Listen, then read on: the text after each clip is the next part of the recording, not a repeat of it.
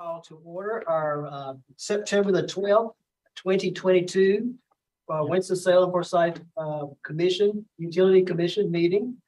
And at this time, I guess I will, if we would, we had an accident and a fatality, one of our workers, and certainly we wish the family condolences. And at this time, we'd like to just bow our heads or close our eyes or just have a moment of silence for Mr. Russell Cottrell, one of our workers.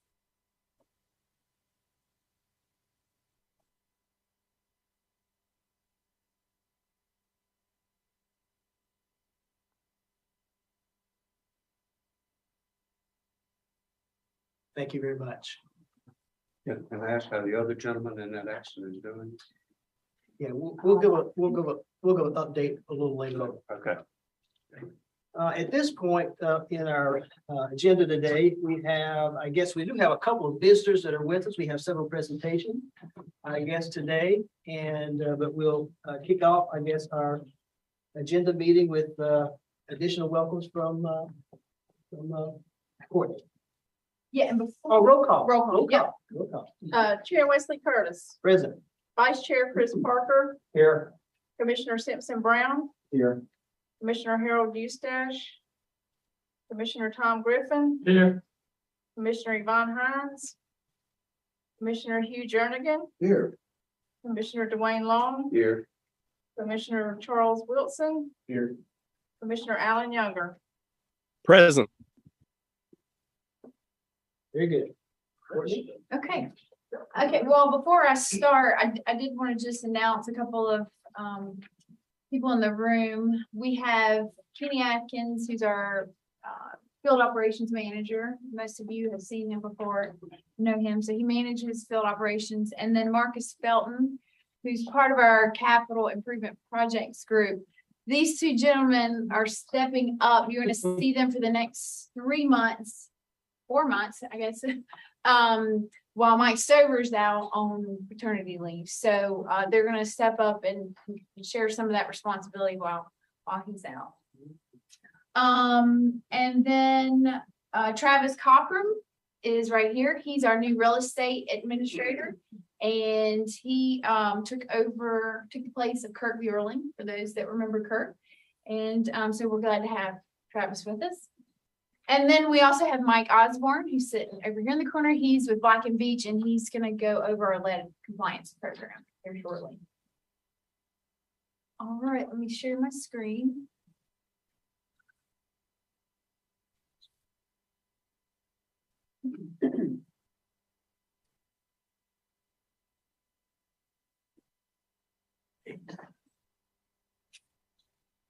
It still takes a little bit to get used to going. Okay.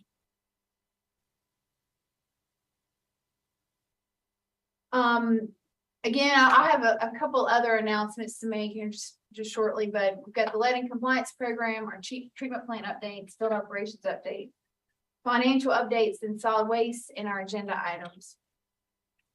We're currently sitting at 77 departmental vacancies. We're still struggling just to keep staff. 77 is roughly 20% of the department.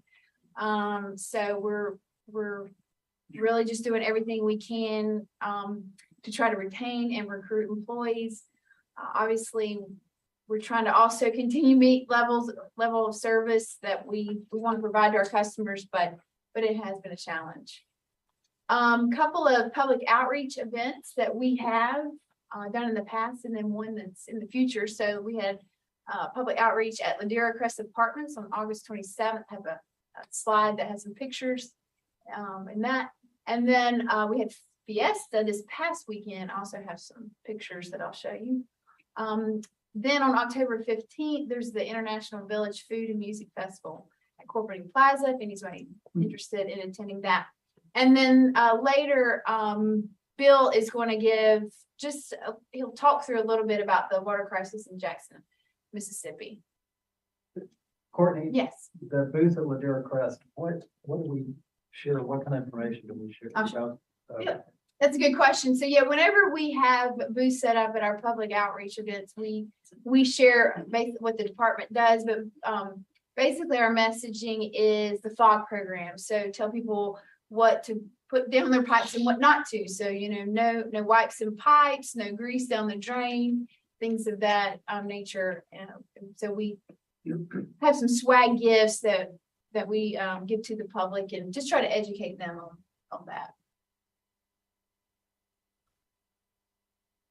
And then here is pictures from Fiesta. Just got. Yeah, Alan wasn't there, right? Yeah, no, Alan wasn't there. That's right. So, yeah, but these are, on the weekends, and so our staff comes out and participates in these events on the weekends. So they're dedicated Yeah. to sending out the message. Okay, keep going here. Okay, I'm going to flip over to this other presentation here for Mike to go. And I want to start by saying that the goal of this presentation today is not only is to one, update you on our lead and compliance program, but also we're getting ready to send out notifications to around 150 customers. Or we send it out to 300. So we're sending it out to 300 with the hope that 150 will respond, basically giving us permission to go out and do some vacuum excavation on their property so we can determine what material type that we have. Because part of the new lead and copper rule revisions that went into effect last year is we have to do an inventory of service lines. And so Mike will get into that a little later. But we want you to be aware that we're going to have some communications out to the public. So if anybody approaches you and asks you questions, this is to give you a better understanding of what's going on. I'll share similar information to the council and the city council and the county commissioners in an October meetings for them. So Mike's going to tell us how those properties were selected. yes, we can. Yes. Okay, so with that, Mike, I'll turn it over to you and I'll advance the slides. So you just tell me when you're ready, and you can probably best if you go up to the front, I guess that will.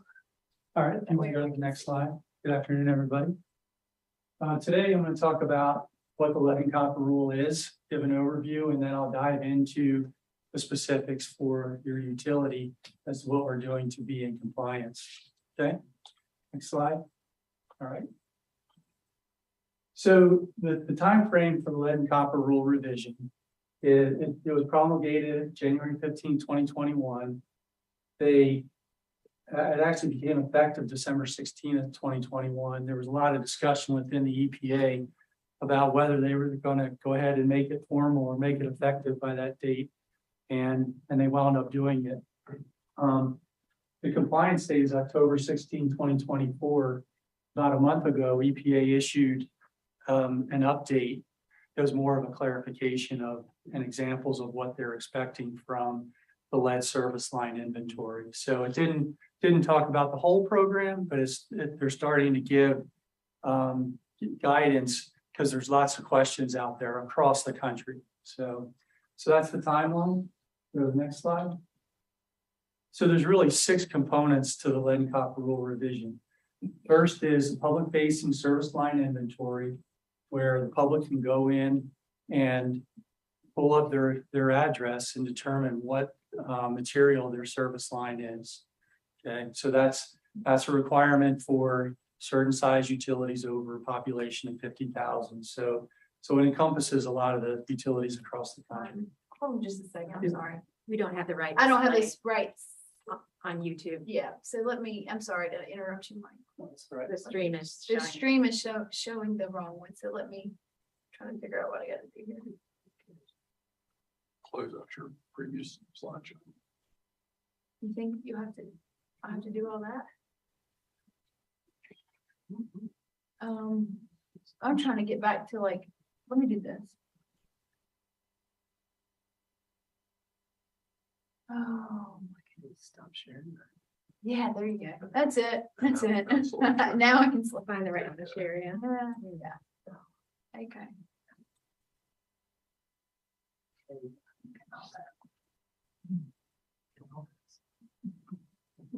Okay.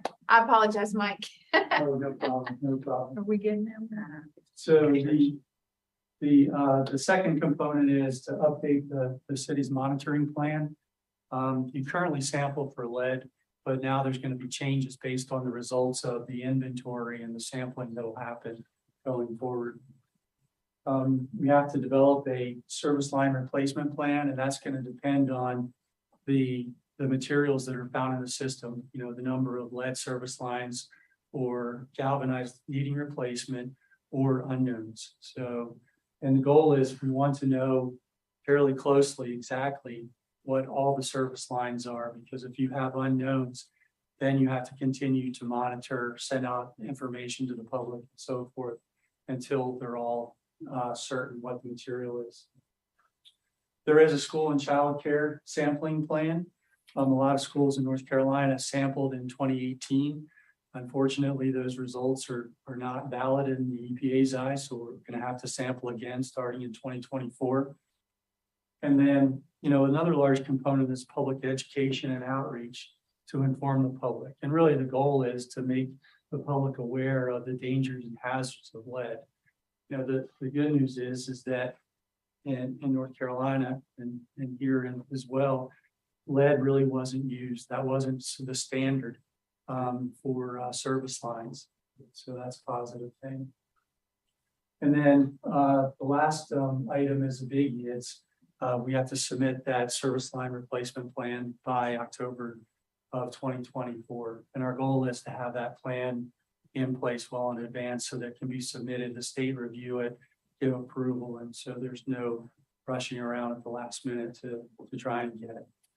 And I will point out, it's required for all utilities across the country. So if they're not just looking at North Carolina, it's everyone has to comply with this program. So quick question. So when you're digging, how far do you go? Where do you go? How far do you get back as far as the lines? Determining if something is. Right. So there's a blow up of this slide that I'll go into in just a minute. Okay. All right. If you want to go to the next slide.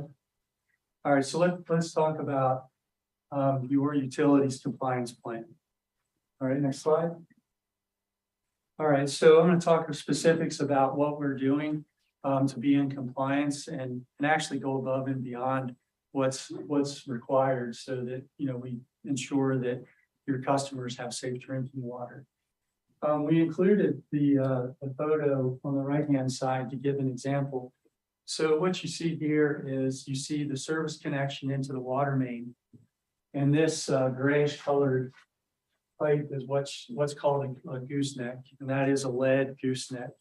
And the reason for the lead gooseneck is lead is very flexible compared to like galvanized steel or other materials. So a lot of times plumbers would have put that short little section of gooseneck just to make it easier to match up the rest of the service line. Fortunately, these are few and far between. When they're identified, they are replaced currently. So that'll continue on.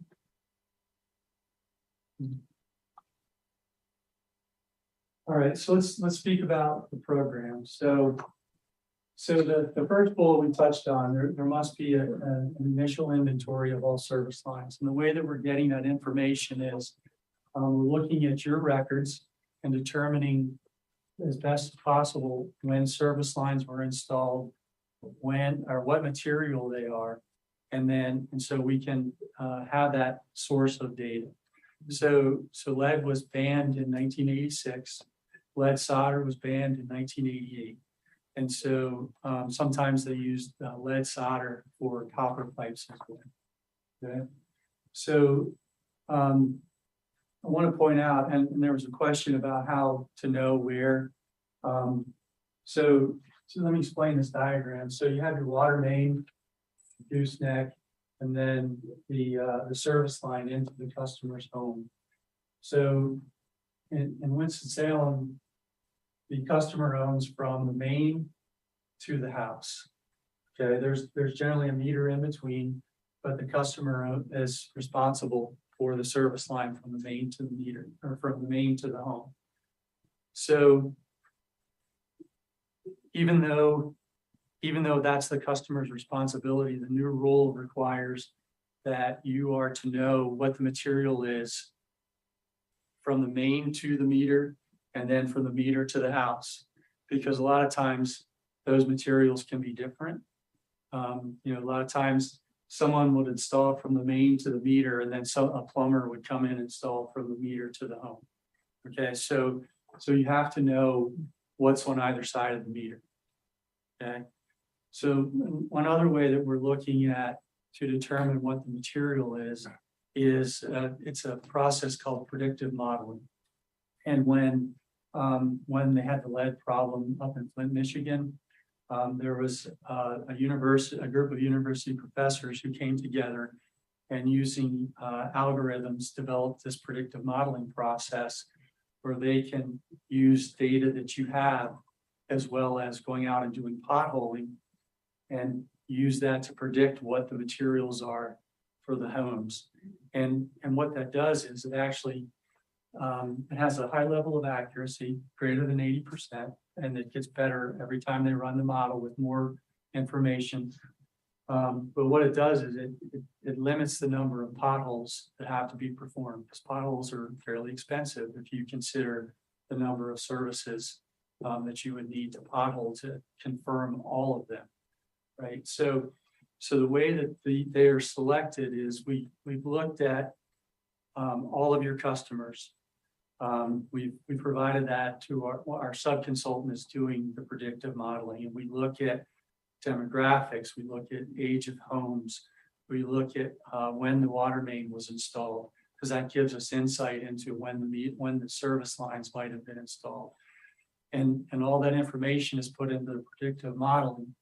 And what our sub has done is they've given us a list of 300 homes, and those are based on all of those demographic information, all that information and the dates. And so the reason we have 300 homes is some property owners will not consent to the pothole in their front yard. Okay, so we want to have some backup so that if someone doesn't consent, we can go to the next one and make sure that we have enough data to properly calibrate the model. So if you had a neighborhood that was built after 90, they wouldn't be in that subset. No, So that's one of the things that would roll out. Right, that's a way to eliminate is by age of the dwelling, age of the water main On that. And let's say we come to and we determine that there's some lead pipe or soldering or something on the customer side. Who's going to pay to get that corrected? That's a great question. That's a great question. So the rule does not require that the utilities pay for the customer's responsibility. Okay. But saying that,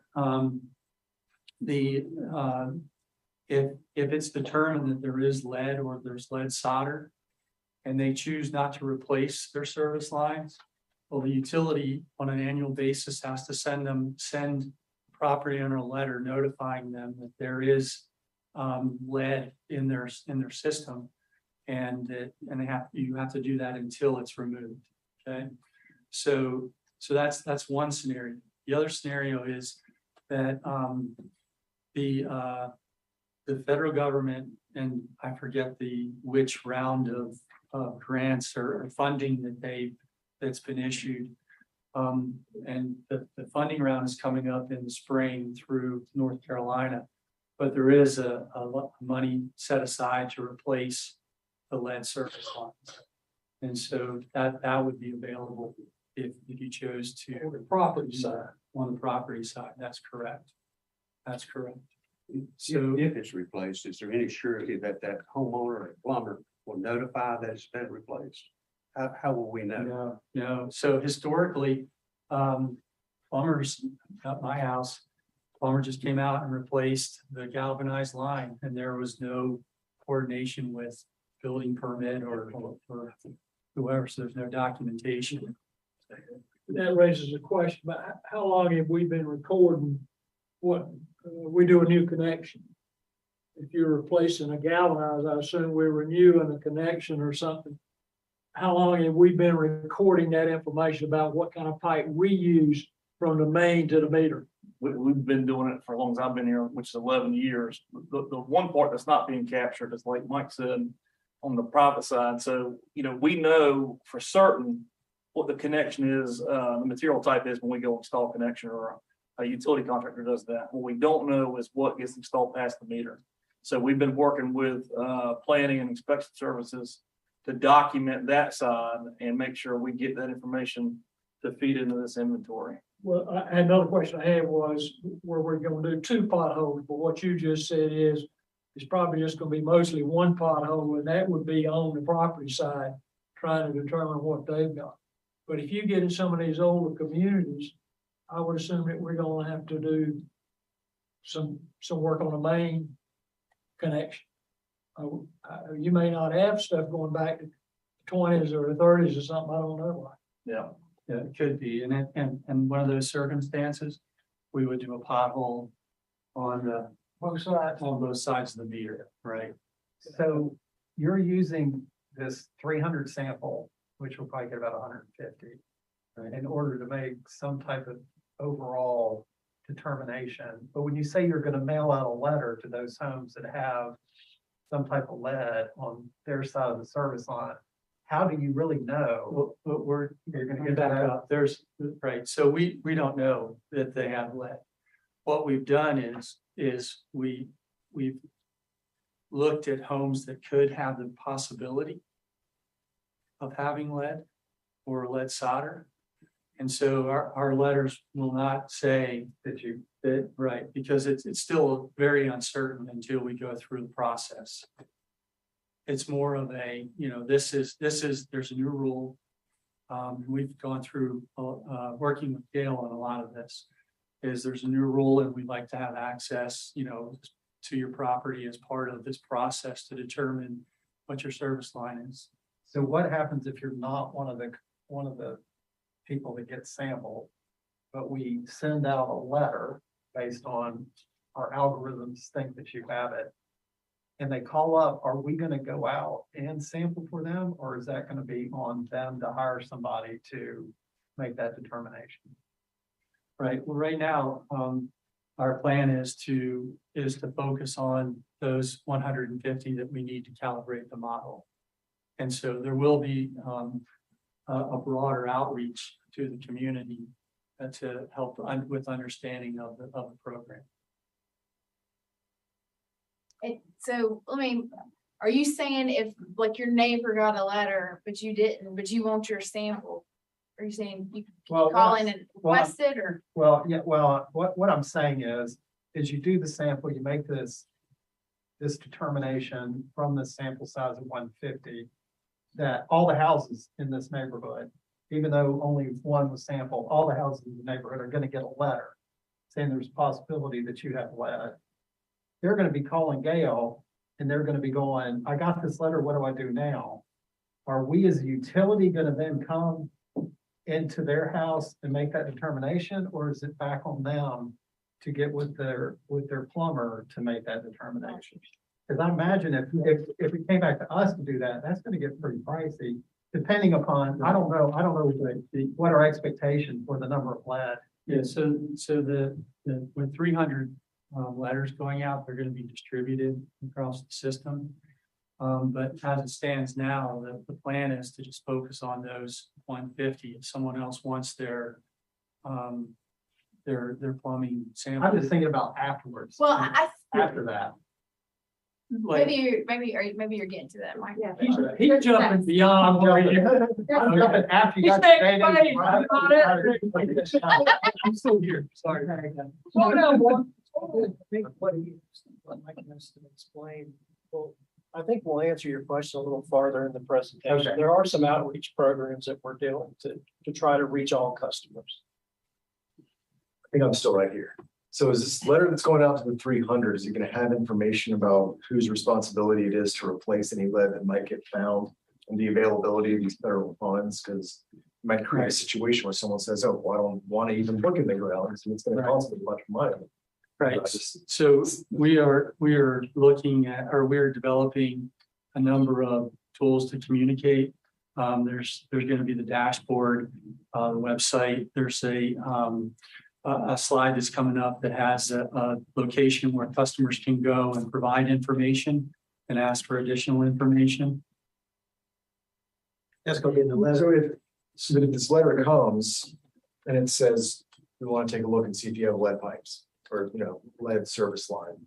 Yeah. If the customer knows, well, I'm responsible for that service line, so if we go under and find out that then I've got to write this huge check Mhm. to replace a whole bunch of line, they're Right. disincentive, like Yeah. So, they might then sort of weigh, well, water seems fine to me, it's not worth finding out, yeah. So. you know? So one of the goals of this process too is to determine how many need to be replaced, Right. right? So to access the federal funds, actually, the utility has to apply for that. The EPA is not going to grant directly to the homeowner, right? So the utility has to apply and get the funding.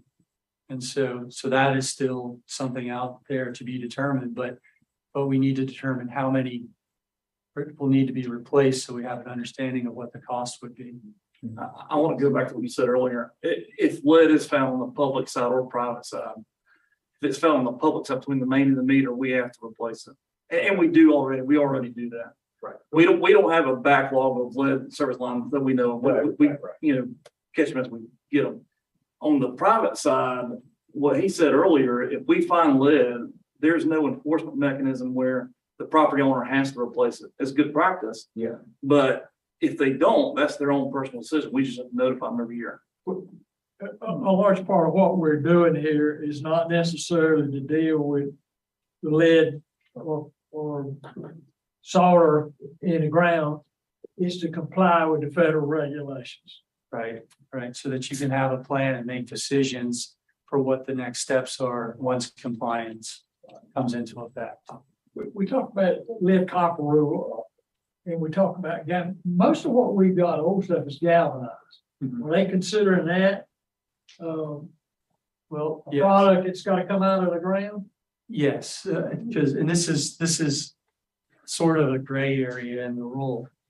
So what it says is galvanized, the category is galvanized needing replacement. And the reason that they worded it that way is you have to have 100% confidence that there was never lead upstream of that service line, of the galvanized service line. And that's because the galvanized corrodes over time and tuberculates and it gets closed up. Well, that tuberculation captures the particulates. Right. So that's why. If we proved there was no lead goosenecks anywhere used in the system, you wouldn't necessarily have to pull out a galvanized line. You don't have any pressure or water flow, but you wouldn't have to necessarily pull it out. And I gotta think, having gone through that experience myself, that hopefully a lot of those came out of the ground. So, All these letters going out, is it possible this creates a wider, broader, for lack of a better word, uprising with some communities that have lead issues and they're looking for people to blame maybe because they can't afford it? Well, yeah, there is that potential.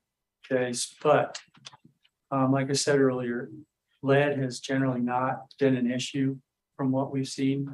We're also working with the other local communities, High Point, Greensboro, Charlotte, and they have not seen the full lead service lines like they do up north until the 90s or until the lead was banned. That was a standard for some of the northern cities. So, but we're just not seeing that here. We are doing, we want to be careful not to create a concern because, from the treatment process all the way through the system, your system has been in compliance. So, so that's really positive, a really positive message that we're speaking to, that there's nothing to worry about. Water quality is very good. So where are we compared to other municipalities in North Carolina in this process? Everybody is, Same. yes, everybody's running to catch up. So, Sorry, I do want to comment on a couple, so I think really great comments, and we are drafting our letter that goes out to the customers, and from what Mr. Parker and Mr. Wilson said, maybe we need to go back and add something, if we haven't already, is what is the next steps? You know, you will be hearing from us, or maybe make sure that that's not such a open-ended question, like what comes next. Just So what they were describing, we're not. Yeah, so- we'll go back and relook at it. Well, I mean, Any I would comment? think if we're doing a sample size, you may get 1 or 2 houses in the neighborhood. If both of those turn out having it, they're gonna start talking to their neighbors and like, well, why didn't somebody tell me? Right. What? Well, and I think the predictive model will say those houses have, if there was a problem, And then at it said that it was, point, and we'd have to You have to communicate understand with the everyone. process. And we should also point out that we have staff, the point of the letter is to get them to contact our water quality lab so that they can schedule an appointment. They are gonna have one-on-one contact with our staff through Bill's team out at the water treatment plant. So this is going to be directly handled for every single one of those people. But this is more than just sampling of water, though. I mean, this is. No, this is scheduling an appointment, getting their permission, going and getting their written permission to do this. There's several steps to this. But I mean, we could reassure somebody if we determine they have lead pipe, that the water still is good. Yeah, and I think that That's was the big message. right. Yeah. I think From making sampling sure our, Water. right, making sure the letter addresses all the points that have been made. So, but we have to make sure it's not too long, because you know, when you're sending out information, if it's too long, they won't read it. It was too short, you don't get enough information there. So we've really gone through several iterations to try to address everything, but we'll definitely good comments. And then I do want to add on to something Mike said earlier. Black Beach is also working with High Point and Greensboro, and I've had conversations with the directors for both of those utilities, and it is it's good that we're trying to make sure we're sending out the same message. We're consistent as much as possible between this triad region, you know, with our messaging. We have people that may live in our service area, but work in a different service area or something. So I think that's beneficial to us as well. So Mike, you will move through it, and maybe there's some other questions, answers that may come as a result of the finish of your side. Go ahead, Tom. Go ahead. No, I was just gonna say, we're worried about the public. Well, I guess we got it. This is going out to the public right now, Exactly. and the phone's ringing, I hear it. They got your cell phone number. Number to call answers. I think Bill it's, Brewer, that's who they are. Get the potholes. Okay, there's some metal detection equipment these days that can somewhat differentiate between different kinds of metals. Is there no technology like that that would keep you from having to dig potholes? No, not that we're comfortable with. There's no Superman X-ray vision. It is. All right, so we dive back in here. As I said earlier, the inventory will be made public. Go out to the public so they can go onto the website and look up their service line. We want it to be interactive. And I'll show you an example of how that's going to be interactive, so the public can provide information to help us with the service line inventory. And lastly, we were successful obtaining a grant through DEQ. It was through the ARPA program, the initial program that came through for $400,000. Okay, next slide. All right, so this is one opportunity of many for the customers to interact with the utility and provide information. This is a publicly available dashboard that will be accessible from the public.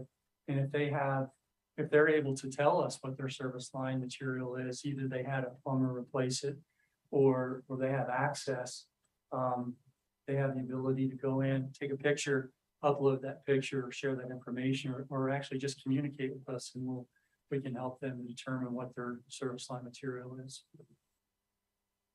Okay, next slide.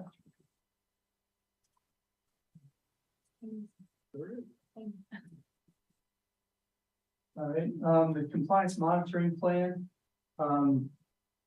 That plan is going to be developed based on the information that was provided, plus also the predictive modeling results. It'll be tailored to your specific situation. It'll identify the sampling sites and the tier structure, and I'll get to the tier structure in just a moment. And there's also in progress, as we've already discussed, the plan for communication materials to explain what sampling is going to occur.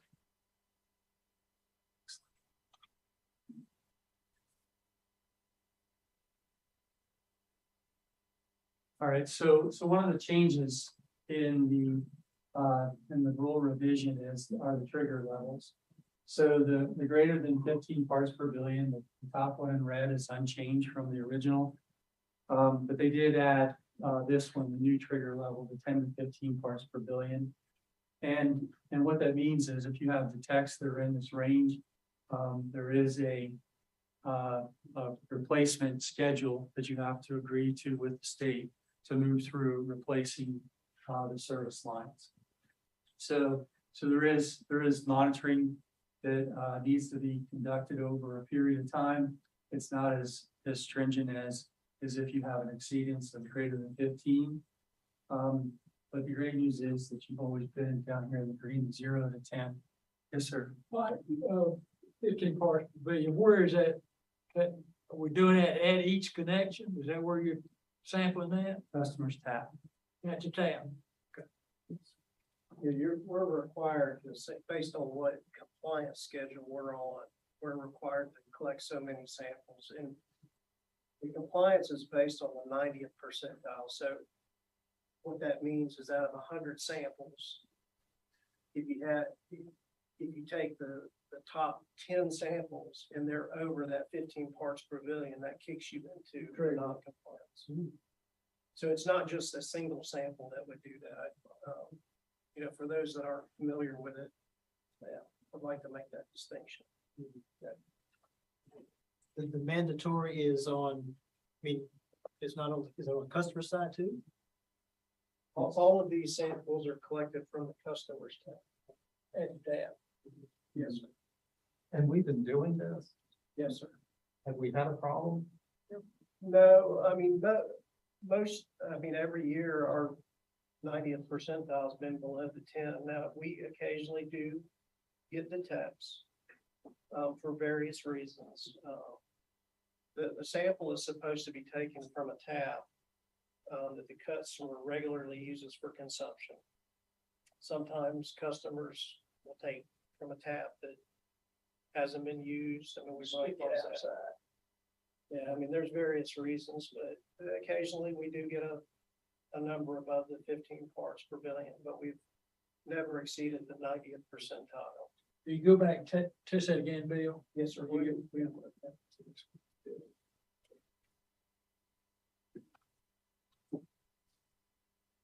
All right, so service line replacement plan, this is one of the main compliance deliverables. So again, it's required for all utilities with lead service lines or galvanized lines needing replacement or unknowns. So it's important that we eliminate the unknowns. It has to have a prioritization for which service lines will be replaced. And then if the trigger levels are exceeded, that's where you have to have a plan for, the aggressive plan for replacement. I would assume our expectations would be based on the history of testing that we've done in the past, that we're not going to see a lot of this in our system. That's what we anticipate. Still got to do it. You still have to do it, right, to comply. We don't expect that we're going to be involved in a lot of follow-up stuff that we have to do, I would assume. That's the hope, right? So what do you do on those lines that's required to be replaced? If the customer didn't want to replace it. That's where it goes back to the requirement that the utility has to send that annual notification, right, until such time as it's replaced. Keep going. All right, so school and child care sampling is another important component of this. So the young children and infants are the most vulnerable to lead accumulation in their system. And so the goal is to increase knowledge within the school systems, have a regular testing. When I say regular testing, you have to test 20% of your schools each year over a 5-year cycle, so they all get sampled. Okay. I will point out the rule calls for testing only elementary, middle schools, child cares, but the team has decided that it's best to test all the schools, even high schools, to go above and beyond. So, Bill, I'm seeing the tense of that word, will test, but we have been testing, right? We've done some, in the past, we've partnered with Wake Forest and we've sampled all the schools. It was a collaborative effort and the results of that came back very favorable. There were a few detects here and there in the school system maintenance group handled those, but we're making the conscious decision because we believe that the health of all children is important. So we're going to sample the high schools as well. We just believe that's important. Why did they leave out the high schools? It's the children, the focus is on the Yeah, the development. So when you're testing a school now, Bill, you're just taking one sample somewhere. Are they gonna come in and do multiple samples within the school? Check different runs, it may be somebody put in a piece of galvanized because they gave out a copper or something crazy. And there's requirements for testing at schools, and there's 5 samples that have to be collected around like the cafeteria, popular drinking fountain, things like that. All right, we've hit on the public education materials. You know, these are the goals, you know, for awareness, education, and working closely with Gail and her team, you know, to come up with the letters notifying the website, the customer interaction that we spoke about. The intent is that we want everyone to be informed as to what's going on. There's no need for alarm. Water quality is. Say that again, so all our folks missed it. There's no need to be alarmed. This is we're meeting the intent of the new rule. Water quality is great. It's safe. Okay. All right. Any other questions? Happy to take them. Well, I think this is great information, but like we already know, we know that the quality of water is great. And we've got a good team that continues to kind of keep it there, and it's just good to kind of stay ahead of what's coming down the pipe. Absolutely, we appreciate that. What are these letters going on? So, I don't know the exact date, but the plan was to share it with the utility commission and then share it with city council and share it with county commissioners and then, send them out. I think city council's at the Public Works Committee in October, which is like because they use time next month. right. And then sometime maybe that same week is when I am going to present the same information to the county commissioners. So we really don't want this letters going out to people before I'm able to share. Aaron's gonna handle that in council meeting. Aaron and I together. And I would say with that public communication, or before it gets out to the general public, probably the municipalities, Clemens and Kernersville, and updating them Okay, as well about this. That's a good point. Thank you. Yes. And so let's say these letters go out by the end of the year. So is it your group that's going to be actually doing the sampling? Following the vacuum excavation, yes. So if we got this out by the end of the year, what are you projecting to get data back at 150? It's let's see, let's say 5 a day. So, we're talking a couple of months, unless we have 2 crews going at the same time. So, but it'll be fairly quick. In the winter, you're going to be following. If we're not up in the northeast. Thank goodness. Thank you. Any other questions? Very good. Thank you. Thank you all. Great questions. And there's important note that goes along with that last slide is that if any of your constituents have questions, you can refer them to CityLink, and then CityLink will route all our concerns, so we can track any inquiries that we get on this. We need that to go through CityLink.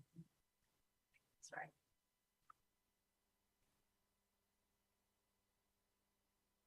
Okay, Bill? Okay, so for the month of August, we had one significant rain event towards the end of the month, is actually occurred in September. So nothing out of the ordinary with W. Scott. Enon is tracking right around the average. That's the Yadkin River, sorry, I call it Enon. That's where the gauge is. Rainfall by calendar years in the lower left, we're slightly ahead of where we were last year from a rainfall perspective. And the recent rains have been enough to kind of pull us out of that abnormally dry area as far as the North Carolina drought monitor. Production was actually up last year or last month. The average for August 2021 was 40.2. With the average for this month, 41.2, which is about it's a 1 million gallon a day increase at about 2.5%. We received 3.56 inches of rain in August. And the average for the past 14 years in August is 4.57.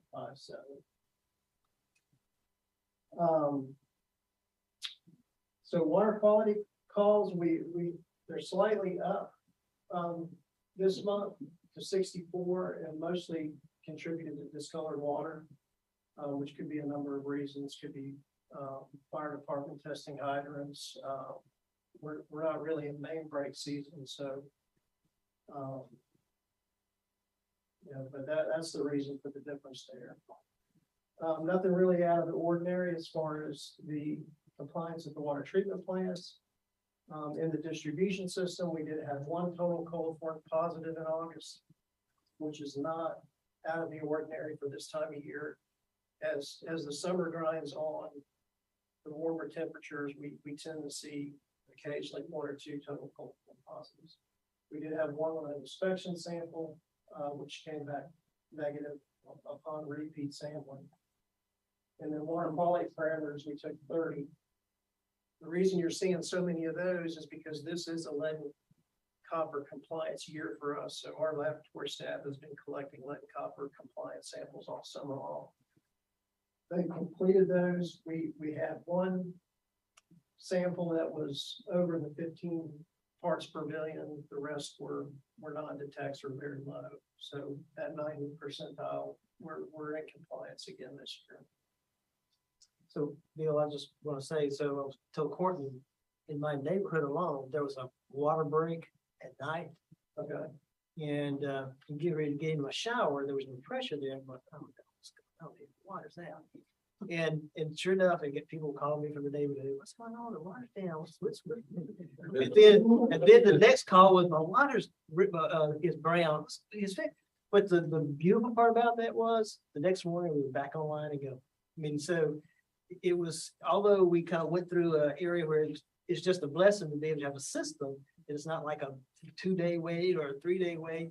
And after several hours in a day, they turn a hydrant on, flush it out, back up and go, and it fixed where the main break was, and we were fine. I'm sure a lot of those calls are probably due to just people all in the neighborhood going, hey, what's going on? My water's, but it was fixed just like that. So that was great.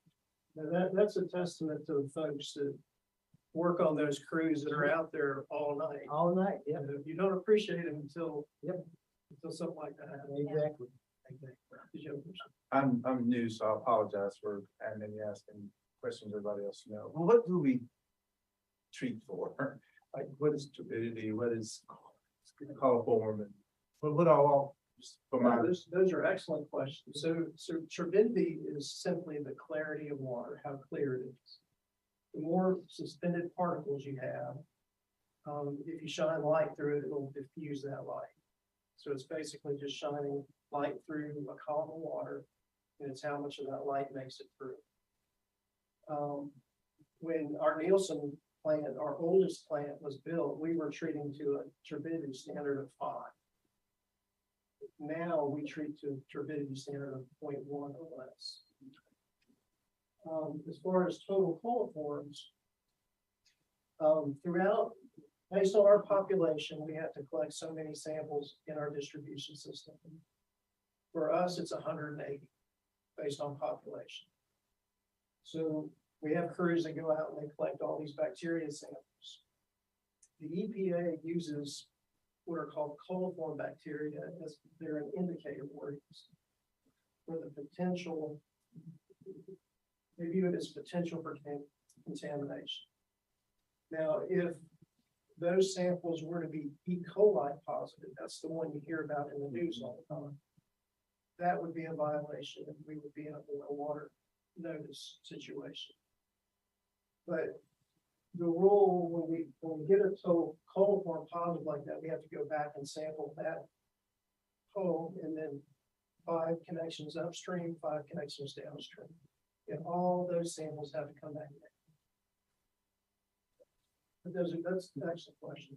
And that's what happened in those cases where we had that one positive hit. We sampled upstream, downstream, and we were good. In that case, it's using an anomaly. Like, there's really no reason. Yeah. Because if there was a reason, the upstream down, or at least the lead house, other samples go right. That's correct, yeah. Courtney also wanted me to speak to Jackson, Mississippi in the situation there. I did not prepare a slide because I figured we'd just have a general conversation about it. You know, that situation just didn't happen overnight. It was the culmination of many, many years of lack of investment in the infrastructure. Neglect. Yeah, that's true. You know, they do have some contributing factors. One is, you know, their tax and customer base is 20% lower today than it was in 1980. So their revenues have been decreasing. They also had a situation, they were involved in a lawsuit with Siemens, who replaced a bunch of meters for them. And they were set up to read in gallons as opposed to cubic feet.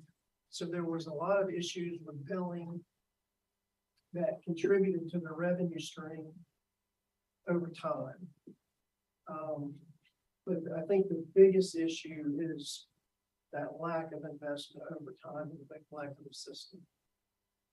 So Courtney wanted me to speak to why that's unlikely with our system. And I think the biggest reason is because we have a utility commission that our staff has a relationship with that oversees our financial affairs. And also, you know, the utility commission along with staff has invested in our system over the years. Some examples are the Swan plant being constructed. And Mr. Griffin was involved in the planning for that facility, and it was actually built because we were starting to exceed our consumption capacity as dictated by the state. But we've also invested in rebuilding the Tom's plant and now the Nielsen plant. And we've also been hitting distribution pump stations along the way.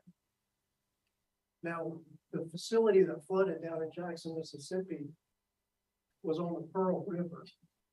So, and they had a single point of failure in a pump that prevented them from pumping the water that they needed to treat and get out to their customers.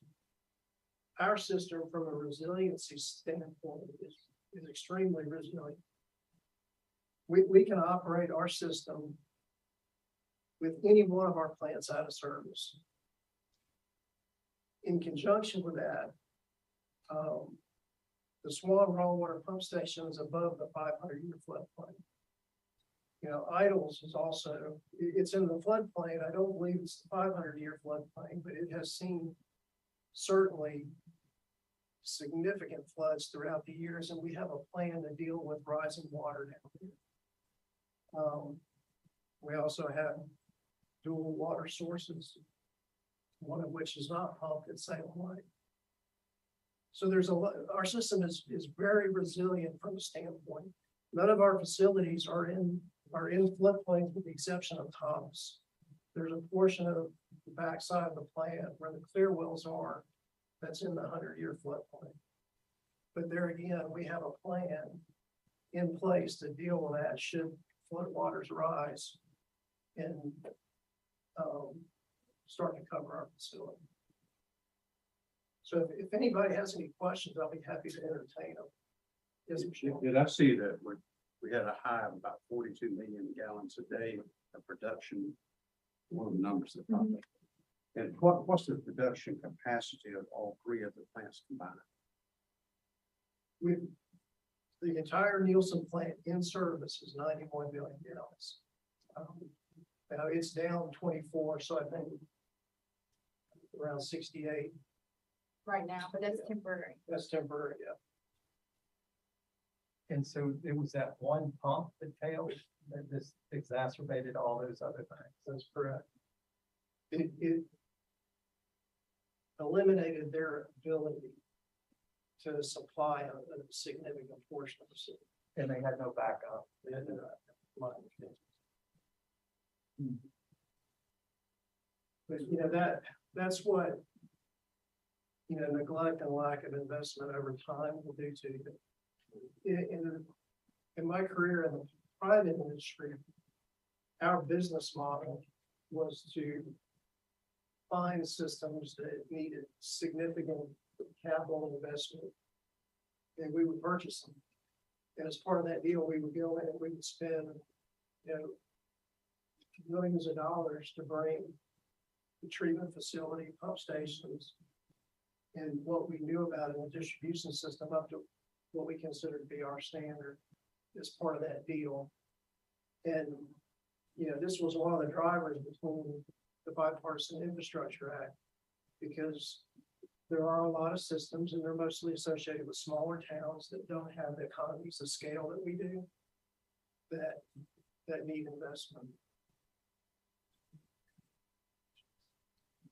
Good. Thank Thank you. you. Thank you. Thank you, Bill. Good afternoon, everybody. So far this fiscal year, we've issued 12 water and sewer advance permits, totaling a little over $5 million. This next slide shows the breakdown of water and sewer mileage. About 3 miles of water mains and 3 miles of sewer mains have been conveyed. Collection system update. We did receive the report for July. We received 0 notice of deficiencies, 1 notice violation, 1 notice of intended force that we're currently responding to. I believe it's due tomorrow. Haven't received the report for August yet. That one we had big one in August or September. No, that's for that would be for August. The NOI for July would be Lowry Street, which there's been a pipe failure out there. Sanitary sewer overflows per 100 miles. August was a rough month compared to the past couple months. We had 7 spills.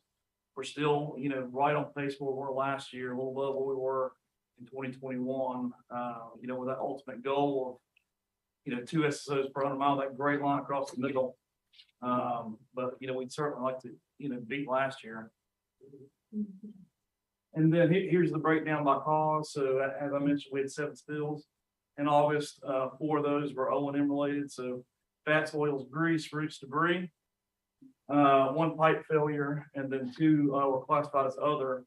One was the Northwest Boulevard spill that you probably read in the paper. It was shown as an active sewer line in GIS. Actually, it had been abandoned several years back, and the contractor bypassed sewer into that line, and it flowed freely to the creek. And once they figured that out, they immediately pulled that bypass line and diverted flow. The other one, we were responding to a follow-up spill, actually, I believe 2 or 3 days after the initial overflow, and another self-inflicted when we were washing the manhole in the sewer main and simply overflowed it. So, you know, Kenny and I, we talked almost daily, and we've made some real progress over the last 7 years. I mean, we went from 124 spills in 2015 to 55 last year. So we're doing a heck of a job, but the self-inflicted ones hurt the worst. Yeah, I would think that one on Northwest is probably gonna come with a 5. I would Are suspect you so. gonna tell us what we're doing with the GIS system so that doesn't happen again? Yeah, so basically, there's several touch points in our infrastructure. Anytime a contractor changes anything, Mr. Griffin mentioned earlier, if one of our in-house crews changes or renews a connection, you might put it in the same exact spots, the location doesn't change, but the material changes, the install date changes, and it affects everything downstream. So what we do, we have to capture that in GIS. If we have to replace a hydrant, same spot, you know, it's a different model. So it's a brand new hydrant. So, you know, we want to capture that information.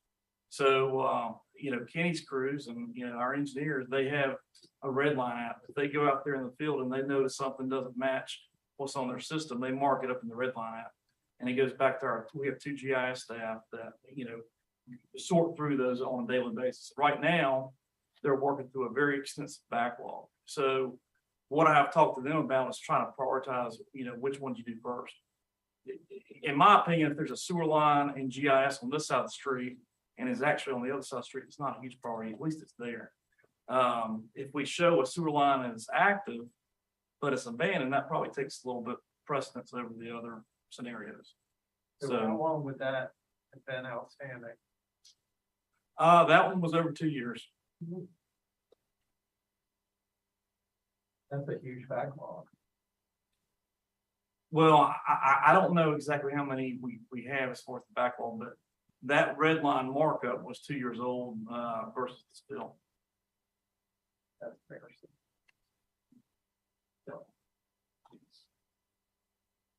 Cleaning productivity, our permit requirements 10% of the system every year. We're well above that. Every fiscal year, there's a little bit of a gap trying to get our POs issued and contractors on board.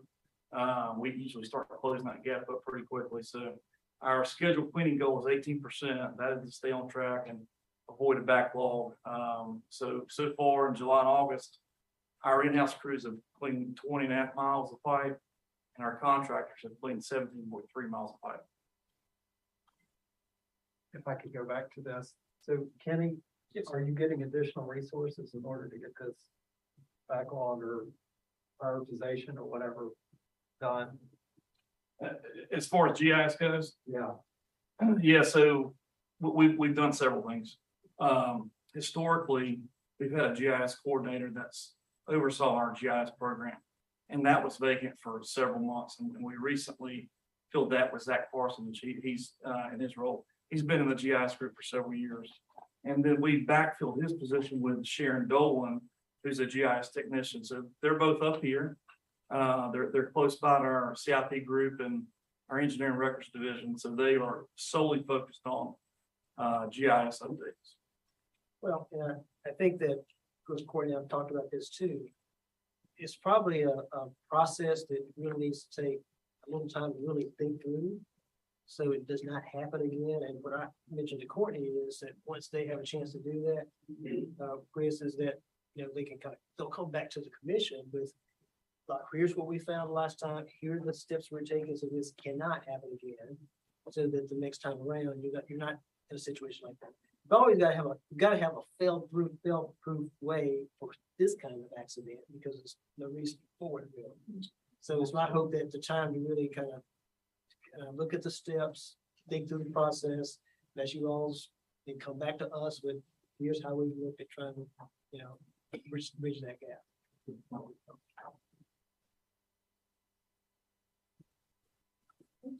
I'll be going over the financial updates with you. First and foremost, we'll be going over the FY 22 end of year for water and wastewater expenditures. We ended the year at $47.2 million in expenditures, which is below the budget amount. And what can make up for some of that is, or what explains some of that is we had salary savings this past year from the multiple vacancies that we had. Revenues, and keep in mind, all of these are unaudited. Kelly and her folks are working on the audit, and that should be done in November. End of October, awesome. And so all these unaudited, it could be a little bit different from the annual report. So $126.6 million in revenue, which is above the budget. So far, this fiscal year, as of period 2, and end of August, we're at $6.7 million of expenditures for personnel and supplies and services. About $640,000 for electricity, $600,000 for chemicals, and about $100,000 for fuel, or just some of the big cost centers there. Revenues, we're at $23.2 million of revenue, which is above the budget amount at this point in time. We're tracking pretty good. Please continue watering your lawn. For past due balance history, we're about $3.2 million of arrears so far this fiscal year, which is better than the previous 2 Augusts, but not back. We're not back to pre-pandemic numbers yet. So that is something that we're going to continue working. In delinquent accounts, same thing. We've been trending between 11,000 and 12,000 over the last several months. We recently had internal discussions about how to get those numbers more in line with pre-pandemic numbers. So we're working toward that goal of lowering the amount of delinquent. Yes, sir. We have a pandemic plan. Did we disconnect people during the pandemic? We did not. We did not. There was a moratorium on disconnect. Or we're disconnected people now? We are. currently. Any idea how many a month or something? It varies. It varies. We do have limits on.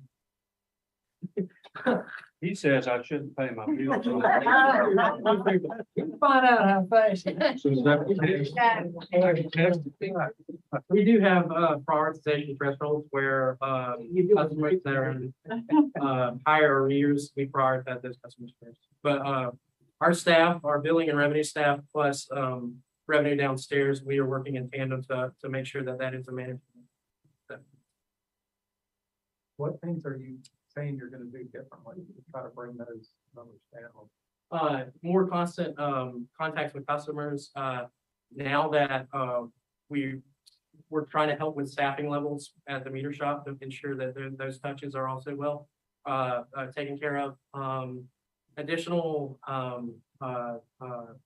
coordination with CityLink to make sure that the scripts are more up to date and more current to talk about the severity, not severity, but put an emphasis on the idea that we are no longer, there's no longer a moratorium on shutoffs, and we are disconnecting them.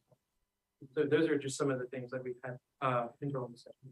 Are you still getting some pandemic stories that saying I can't, it's past the pandemic, but I still can't pay because of the pandemic? Yes, and unfortunately, a lot of the ARPA monies and the additional funding that we saw during the pandemic, that from nonprofits, and also a lot of funds that have been issuing or that have been facilitated from the county, some of those funds have been drying up. And so since those were one-time influx of monies, the sources of those funds are no longer there to help facilitate folks paying off their arrears.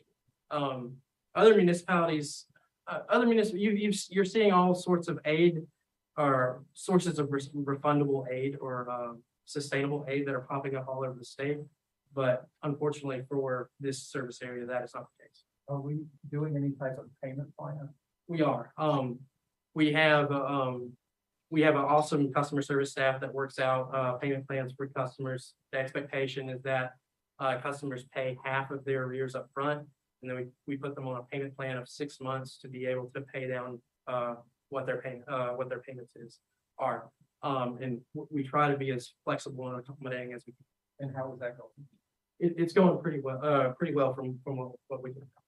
Unfortunately, that methodology hasn't resulted in a sustainable amount or driving down the numbers of.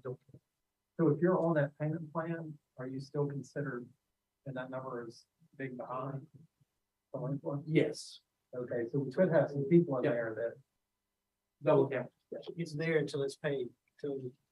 So what's from the past due to disconnect? From past due to disconnect. What the amount of time? Good question. I can't remember. Nora knows this our billing manager knows this off the top of her head. 20 is, we give them 28 days to pay. I'm going on. Okay. And then we give them a grace period and then send it down for disconnect. I'll tell you, during the pandemic, like Ricky mentioned, we had a moratorium from the governor. It was, you could not disconnect. We have not, even when we were allowed to disconnect, we were a little bit lenient. We haven't been as aggressive. And so we are really, and one of the things we're starting to ramp up those efforts. Now that we feel like we're coming, hopefully we're on the other end of this, other side of this. And so we're just having to ramp up some of those efforts. So I can't give you an exact number, and because some of them Well, and the reason I ask was, so is, as maybe customers are watching, our goal is to try to work with customers the best they can. Please call in. There's to try to set up some sort of payment plan so we can get you from point A to point B, because, people are going through different things. So it's just not an automatic, but it's something that we want communication between the public and us on which issues are, and trying to set up a plan to eliminate the past due. That's right. That's How right. many total bills do we send out? 180,000 So something? we have about 123 customer accounts, or 120,000 customer accounts, so anywhere from that. And we're on a 60-day billing cycle, about 61, 62 days. Okay, turn on over to solid waste. So these are the FY22 end of year fiscal expenditures. $8.7 million of actuals for supplies and services and personnel, which is below the budgeted amount.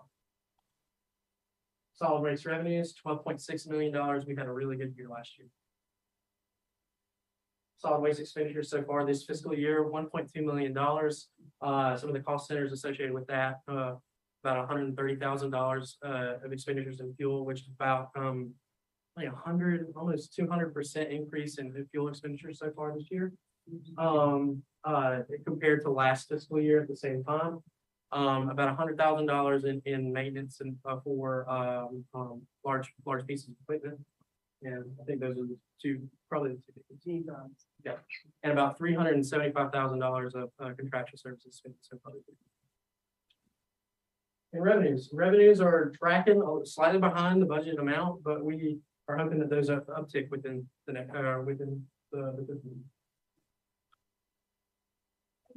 So Ricky, one more question. Yes, sir. So I guess there was some talk about upgrading the online payment portal. Is that still in the works? It is still in the works. That is something that we hope to have into fruition by the time we have a go live for AMI.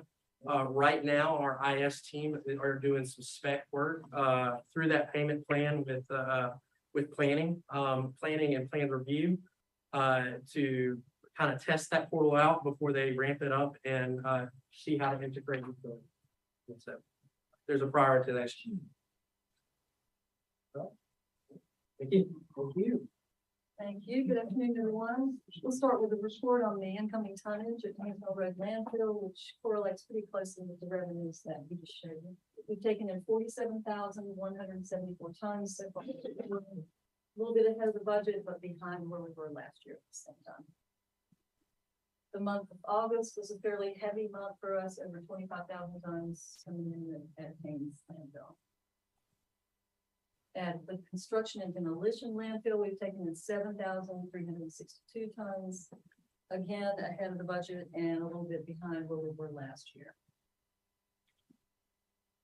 Wanted to update you on what has happened with the berm project, the mechanically stabilized earthen berm at Haynesville Road Landfill. This is the project to expand the capacity within the footprint of the landfill. We did receive approval from the planning board last Thursday, and there was no opposition and no one voted against it. It was a unanimous vote. So we You didn't have any public speakers or anybody to speak up? just a couple of questions about the life of the landfill. The good news there. We do expect that it'll be on the city council agenda in October, if things go as planned. And we will be going to council to ask for renewal of the franchise that they give to the landfill for its operation. The state, the NCDEQ is reviewing the environmental justice report and looking at the technical aspects of the design. When they issue the draft permit, hopefully later this year, there'll be an opportunity for public comment and additional meetings at that point. So things going as planned there. Any questions about that? It's good to hear. So I'm sorry. Sure. So we're going up? Well, It actually will not be any taller than the permitted height right now. So So it's explain to them how. Going geographic. You build- Yeah, Yes. what they're doing is we got the landfill slope and we're building a berm up so we can fill from the top to the top of that berm and you're adding that little space in there. Yeah, if you Lot of imagine space. a wedge around the perimeter of the lane, Okay. but no higher at the final edge. Okay. And that picture is an example of a vegetated wall that will look similar to what we're going to do. Jan, I do have a question. I'm glad that this was voted on unanimously by the planning board. Were there any residents who spoke up in opposition though? No, sir, there was no opposition. No one showed up to speak. Just a couple of questions about the life of the landfill with and without the wall from the board members. Okay, good, thanks. It was good. Oh, yes, I've got a question outside of that. sure. Solar panel technology is such that they've been out long enough, some of these things are wearing out. Is there any Right. issue with disposing of those at the landfill? That's a really challenging issue for the waste industry because they're not really recyclable, as I understand it. No reason that they couldn't be disposed of at a landfill, but it is a significant cost for people that develop solar panels. Would you accept them today if somebody came in with a truckload of them? I don't think it's happened yet, but we would do the waste determination process on that load to make sure that it was safe to be disposed of, but I would think so. Anything else? Just have to determine, they'll be required to determine if there's any hazardous materials or something that would allow you to dispose of state law. See, that needs to be done now before people start showing up with it. Get lead out of it. Yeah. That's right. Let out. Yeah, there could be metals. I'm not sure of the exact makeup of those. I've been told there's some hazardous material, some sort. Yeah, But there's gonna be a bunch of them someday that don't work. end of life, you're right. Or batteries are another challenging part of the waste stream. That's a good thing. Thank you. Good, thank you. All right, so next up is, I guess our items yes. on the agenda. Our goal is to, have these on the consent agenda. So if there anyone that has any questions or the issues as we get to the end of this, let's bring those up. So otherwise we'll vote consent agenda. All right, so we'll try to run through these fairly quickly, but the first one is the approval of meeting minutes from our August meeting. And then Mike, you want to? Yep. Get the operation? Item 2, consideration of a resolution authorizing execution of various agreements regarding water and sanitary sewer improvements being installed within various developments. There's 8 developments. Total estimated cost for water, $819,350. Total estimated cost for sewer, $1,676,710. Any questions on item 2? Okay. Item 3 is a consideration of a resolution awarding a contract for water service line repair or renewal and meter box adjustments and replacement. Historically, we've had 2 contracts, one at the meter shop and one at UFO that have kind of done the same thing. There was an opportunity earlier this year when the meter shop fell under my responsibility to combine those, consolidate. This project will directly benefit and impact AMI and lead and copper that Mike presented earlier if we find any galvanized or lead service lines. City County Purchasing advertised a bid for this project back in July. The scope includes repair, renewal of water service lines or adjustment or replacement of water meter boxes within our distribution system. Bids were received August 11th. KRG Utility, their local utility out of Kernsville. They were low bid, $2.69 million. We had established a project budget of 2.5, so we worked with them per general statute 143-129B to reduce quantities to get back within budget. So the contract will be at $2.49 million per year. There will be 4 renewable terms for a total of 5 years. And I believe that total potential is $12,450,000 over 5 years. KRG has submitted NWB affidavit B to self-perform the work. If for any reason they can't self-perform the work, they'll be subject to the NWB goals that originally established the project of 4% NWB and 2% WB. Any questions on item 3? Yeah, what does that mean when they will self-perform the work? Here, do you want Yeah, so if that means that they're doing 100% of the work without the use of self-consultants. Gotcha, thank you. It says the engineer's estimate was 2.77 million. I'm just wondering why the budget is lower than the engineer's estimate. the engineer's estimate? We used the bid items from the last 2 projects, and it came in higher. And we reduced it back, to the available budget, $2.5 million. Okay, I just figured the budget might follow the estimate. Yeah, so how did the budget get out of line if you're using a 2-year look back? Well, we set that budget at $2.5 million before we done anything else, and we estimate the quantities for. I mean, there's probably 50 or 60 different line items. So when they put that together, they didn't know exactly where that was going to fall. They put so many different line items for every different circumstance we come across, except and they used the bid prices from the last contract, and it came in a little above. So we reduced it back to that 2.5.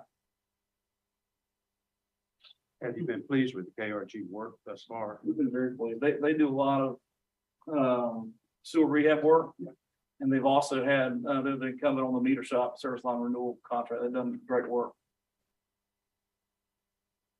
Any other questions for item 3?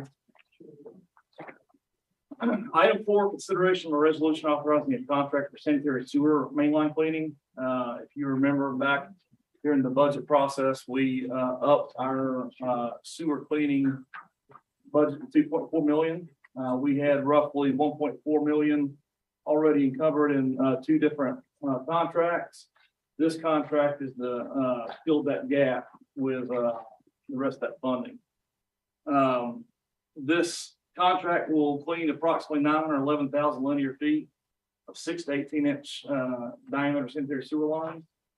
An RFP was issued back in July. We received 4 proposals. Dutch Root Control was the high scoring firm. Based on the evaluation panel's assessments, recommended a contract for sewer mainline cleaning for the unit prices and RFP be awarded Dutch Root Control in the annual amount of $1,018,448,000. $448, sorry. Terms of the RFP reserve the right to extend this contract for as many as 2 additional equivalent periods for a total of $3,055,344. Any questions for item 4? Couple. One, generally, so KRG was the winning bidder for item 3. They also were a losing bidder on this one. It just made me think, if you've got the same company sort of submitting bids on multiple different proposals, could you ever look at that sort of in the aggregate and say, well, you're first for 1 and 2, but you're second on 3 and 5. Why don't we just look at these as a whole and maybe get some efficiencies and bring the price down? No, each one's just discrete. Each one's discrete and very distinct. So we have to do them separately. I got you. I was wondering, since we know the number of linear feet that need to be cleaned, I mean, I guess how long is this expected to take? It just seems, since we know here's the job, whether that should be just a set number and say, oh, it's going to cost $1.10 per foot to clean, or is it just not that way because not every linear foot is equal? No, it actually is a unit cost. So we do have a price per linear foot. That number, that linear foot, is just to give you guys an estimate of the scope, the breadth of the work. Technically they could come in and knock that out in 6 months and be done. Ideally, we would extend that out over the full year to have coverage, in So the so case. that 1,018,000, that's the unit cost for that 911, and that's the 911,000 feet. Yeah, so out of that 1,018,000, there's several unit costs associated with that. Right. Probably one for every different diameter pipe. There, Kenny, you know that contract better than anybody. There's probably, a couple other emergency response or, CCTV or something, but majority of it's cleaning, I would think. The majority of it is cleaning. We did look at individual 6 to 8 inch pipe, 8 to 12 inch, 14 and up to 15 or 12 to 15. Some of it's in the right of way, and then some of it is along the outfall. Of course, that takes a little bit more time to get to that and access that, so slows them down a little bit in those areas. We wish it was all in the street, Right. and easy stuff, but unfortunately, we've done really well at that. It's time to get to the harder stuff. Thank you. Item 5 is consideration of a resolution authorizing the transfer of funds to cover the cost of certain utility expenses related to the Patterson Avenue Drainage Project. Back in November of 2020, a 12-inch water main burst on Patterson Avenue near Northwest Boulevard, causing damage to the adjacent stormwater culvert. The water main was immediately repaired, but the drainage system was found to be past the point of repair and needed to be replaced. Our traffic field operations developed design for the replacement of the drainage system, and a contract's been awarded to Baker Underground to perform the work. They're actually out on site working as we speak.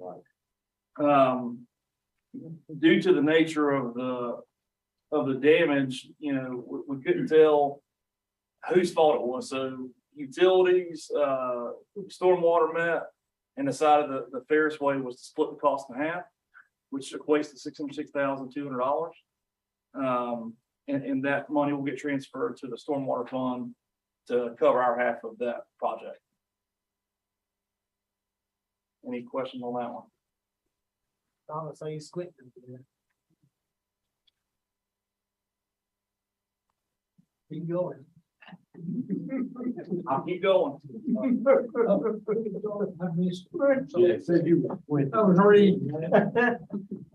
Okay, item 7, and item 14, I'm going to present together because they're related. This is Lewisville Lift Station project. In 2018, Town of Lewisville approached me and Courtney about identifying gravity sewer for their Great Wagon Road project. They're currently working with NCDOT to design. Six. I'm so sorry. 6 and 14. They're working with NCDOT on a new Great Wagon Road through town. It's a brand new road. They're going to need water or sanitary sewer service. Way the gravity sewer system works out there. Currently, there's no gravity sewer available. We have an existing Lewisville lift station behind the Food Line Shopping Center off of Williams Road. This station was identified in the 2015 collection system master plan as needing upgrades in the amount of $250,000. So we worked with, we issued an RFQ back in 2018. Freeze and Nichols was one of 4 proposals. They were the high scoring proposal. We selected them, worked through a study and alternative analysis. They have identified a site kind of north of US 421 to open up that service area. They are done with that study. We've selected an alternative for the town of Lewisville, and we're ready to proceed with the design. Courtney and I have been working with the town of Lewisville on an interlocal agreement as well. Details of that are in item 14. Some of the big things, Winston-Salem County Utilities will manage the design, the permitting process, easement acquisition, construction, and CA services for the project. At the end of the project, all infrastructure will be owned and maintained by our utility. We will also obtain all temporary and permanent easements or right of way for the project. We will pay 10% of the engineering, cost of design, bidding, construction administration, which as in item 6 is estimated at $529,045. We'll pay 10% of that number. Lewisville will pay the other 90%. As far as the construction side of that goes, Winston-Salem County Utilities will pay $250,000 towards the cost of construction of the project, which is roughly equivalent to the sum it would have cost to rehab the existing lift station as recommended in the master plan. Anything above that, town will fund. Any questions on item 6 or 14? So Mike, maybe explain about how the reserves work, because has Lewisville been putting money aside for this? Yeah, I'll let you Yeah. get that. So, it is my understanding that Lewisville will pay their share from the reserve account. So customers in the town of Lewisville, have, a multiplier added to their rate, and that excess above what our rate is and what the Lewisville rate is goes into what is called a reserve account. And that money is to be used for water and sewer projects in the town of Lewisville, however they see fit. So they would use the reserve account, which is, we hold, here for this project. So the 90% comes out of the reserves, 10%. Do you Yes. know how much they have in reserves? Um, Do they have enough to? How much they have in reserve? I'm just asking if it's okay to disclose that. I mean, I But it's- financial, I mean, guess it is. yeah, I think the last, I just saw it, I just, No, I guess to get to 3.3. Well, Yeah, they that was my question is, they have enough They in have there to enough cover to this. cover it. Yes, okay. yes. Yes. Those numbers were in some budget item. Yeah, I don't know why. I mean, it's public record. I think it's around 5 million, but, I just wanted to check and make sure. Yeah. I'll say how many. Yeah. Said he owned all that property.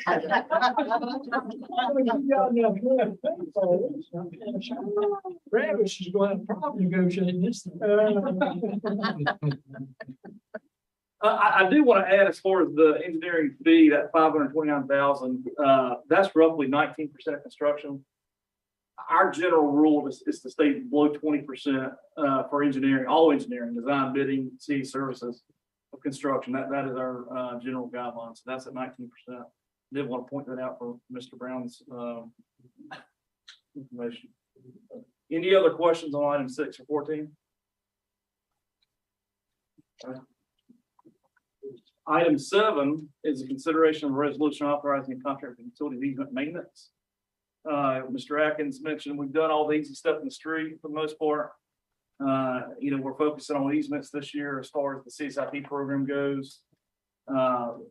We've had, an annual easement clearing contract every year through the ops budget with field operations. This one, we worked with the incumbent, and they couldn't honor their prices from the last contract, so we had to rebid it. This contract will cover roughly 65,000 linear feet of easements to mechanically remove vegetation and restore them to natural utility easements. RFP was issued back in, I guess this would be June or July. For this service, there was 4 proposals received. A1 forestry mulching out of Reedsville was the high scoring proposal. Based on the evaluation panel's assessments, recommended that a contract for utility easement maintenance for the price in the RFP be awarded A1 forestry mulching LLC an estimated annual amount of $237,000. This RFP included the right to extend for 2 additional 12-month periods.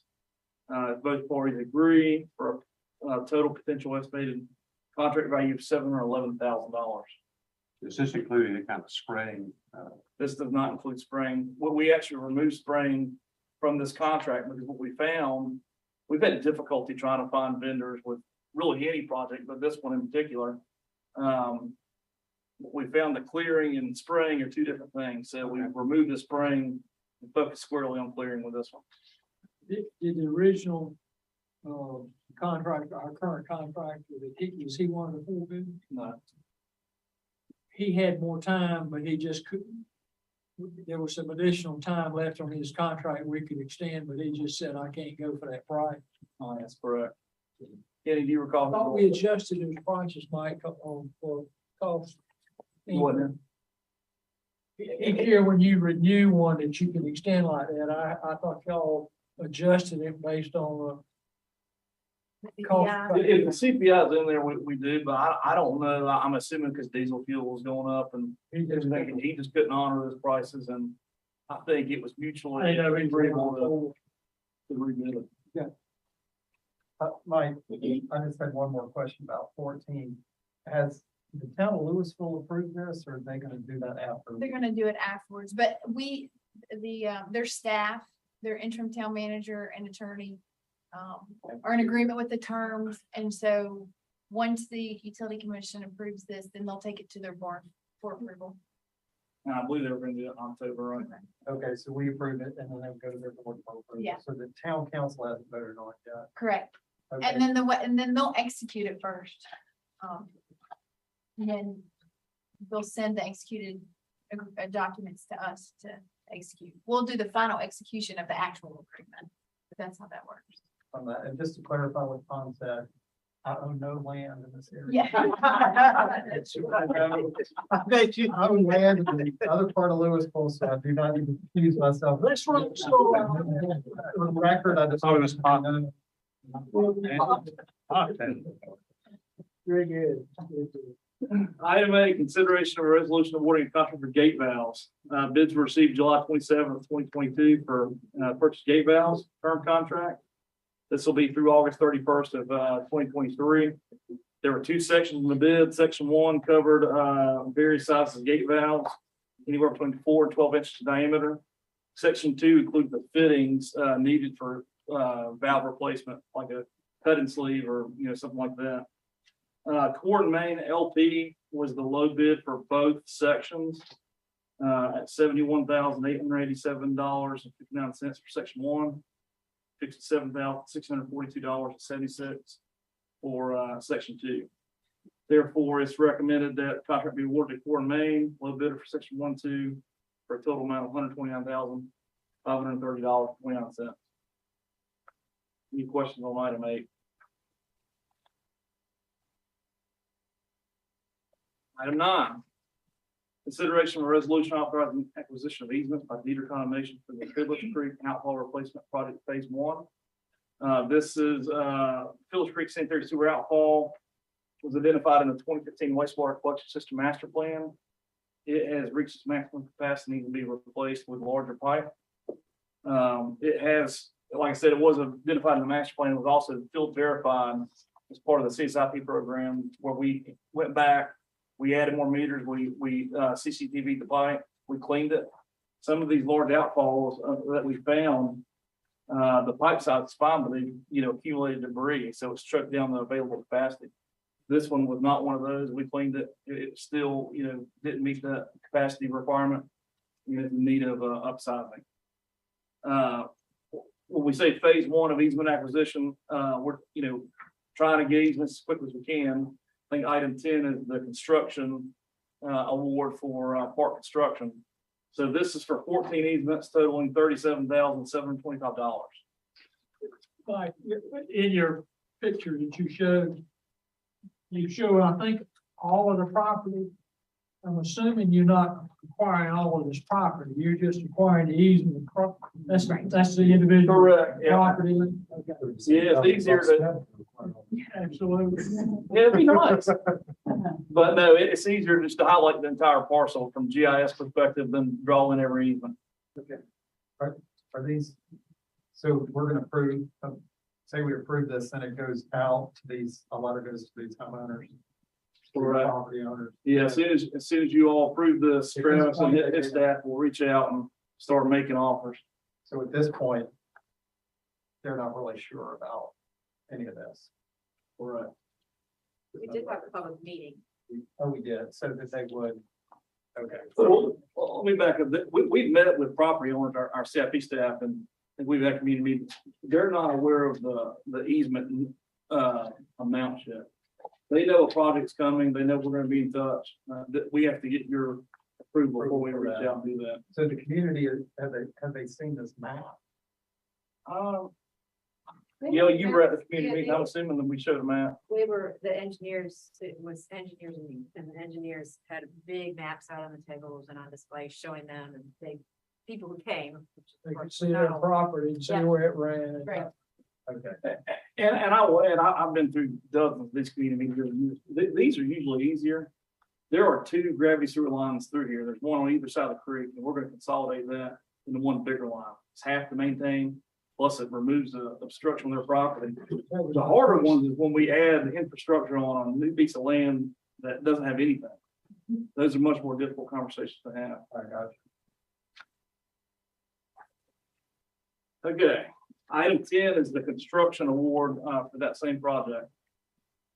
Purchasing department advertised bids for the Phillips Creek Outfall replacement project. It includes roughly 13,000 linear feet of 36-inch pipe, 3,000 linear feet of smaller diameter collectors, anywhere between 8-inch and 18 inches in diameter, and 73 manholes. And there's a couple of 54-inch steel casing bore jacks. There's a lot of difference between first and second place on this thing. Do you have any concerns with that price differential? And they're considerably lower from the estimate too.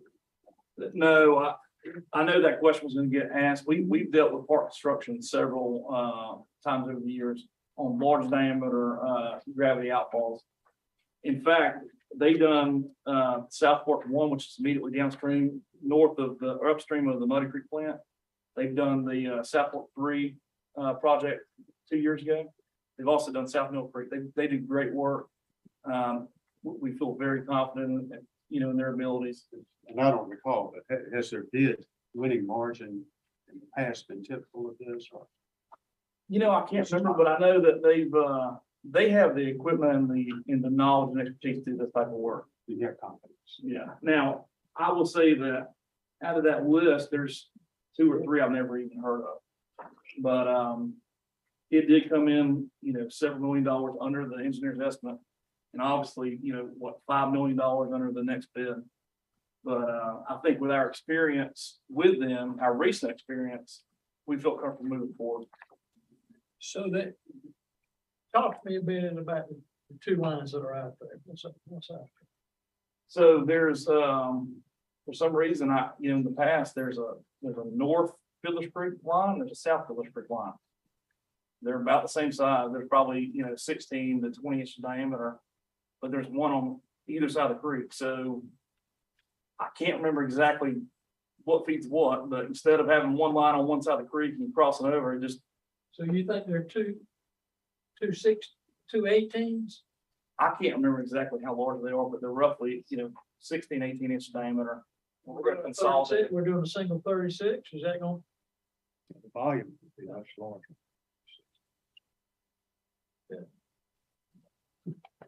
Yeah. We'll go back next year. Would you remember if you came? He will. He will remember. I don't want to come back into that. I promise. Let's see. Park construction's agreed to subcontract goals for the project: 6% minority owned businesses and 4% women owned businesses. We have included roughly $700,000 to be available for contingency if needed. That will not be included in the PO. And then engineer's estimate was 17.638 million. Any other questions for this item? Okay, item number 11 is a consideration of a resolution authorizing a purchase order for 3/4 ton trucks with utility box. The wastewater treatment and solid waste divisions need to replace 6 3/4 ton pickups that meet or exceed fleet criteria for replacement, which are needed for daily operations at plants, pump stations, and landfills. These were sent out for bid by Purchasing and Piedmont Truck Center LLC of Greensboro, was the low bidder at a price of $54,277,069. And the total price for all 7 vehicles is $379,943.83. And I should also add that this is also for a new 3/4 ton pickup for a new position that we have out of our plants that was approved for fiscal year 2023.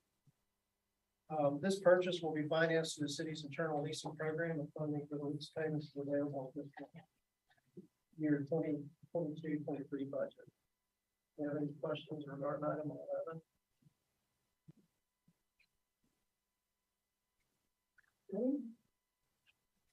Item number 12 is a resolution authorizing a purchase order for an articulated dump truck.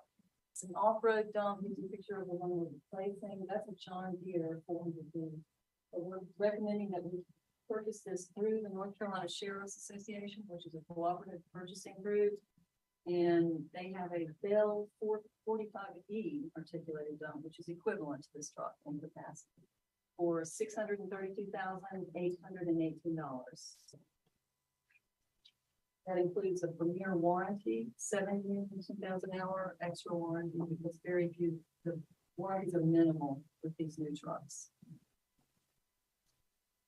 Any questions on that? Is ours gonna be washed? It'll only make it a day until it looks like that again. We make an effort to keep it cleaner.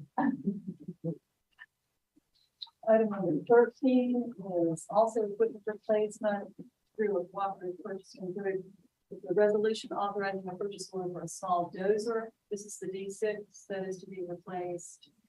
We're recommending that we purchase a D5 bulldozer. Caterpillar has changed the model numbers, and the D5 has actually replaced the D6. So it is equivalent, or actually has a few more horsepower than the D6. So we're recommending that be replaced through Sourcewell, another cooperative purchasing group, and the amount of $457,990.58. And this also includes a premier warranty, 6 years, 1,000. And what happens to this one? It's washed. It would go on gov deals or be auctioned eventually, but we are proposing to keep these pieces temporarily because we're so short of equipment right now. So we'll keep it for a short time until we get through this crunch of not being able to get our equipment worked on and replaced in a timely manner. So it's still But off. eventually it would It's be- still operable. It may not be running right this minute, but yes. In fact, I think several pieces are down today, but it is, we can fix it. So that wasn't part of the deal. No, not a trade-in. I know we have done trade-ins in the past, but neither one of these are. Jane, can I go back to the previous item, Bell? Yes, I've never heard of Bell equipment before. Bell truck, we have a Bell truck. It has performed well. We already have at least one in the articulated. Who makes it? Please. That is the company. I think they're manufactured in South Africa. Does anyone know? I think they're made overseas. But they have performed well and get good service on them from National Equipment.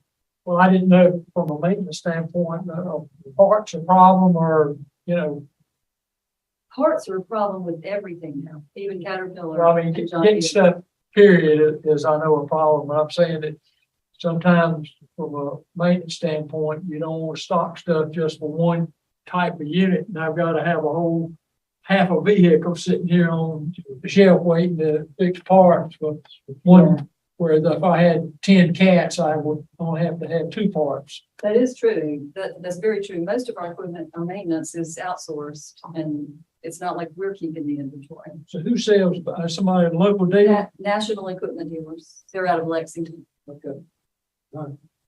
Never heard of them either. Nobody makes that type of equipment domestically? Which manufactures it domestically? Yes, there are Caterpillar trucks, although I'm not sure that they're made in this country. But they're, I mean, it's an American company, sure. There are some John Deere. Are they competitive prices? Well, in this case, they were not. The Caterpillar truck, I think we got a price informally of over 800,000 for that one. So it was going to be a lot more than the 650.